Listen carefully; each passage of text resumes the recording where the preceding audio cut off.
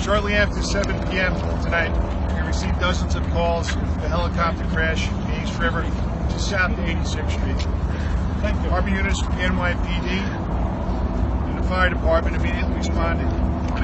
Aviation responded too, and the Coast Guard. A private tugboat also assisted in the response. A search and rescue operation immediately began. There were a total of 6 people on the helicopter, including the pilot. The National Transportation Safety Board will be conducting an investigation into the crash. This is preliminary information. This just happened a couple hours ago.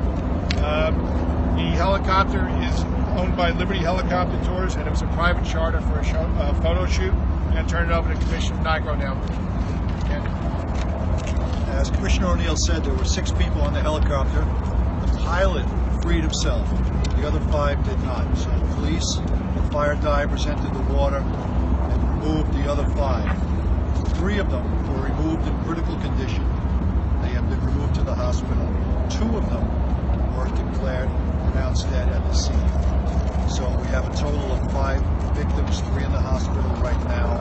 We don't have an outcome on them. The pilot is okay. He was taken to the hospital to be checked out, but he was able to get out. It took a while for the divers to get these people out. They worked very quickly, as fast as they could. That's 50 feet of water there. There was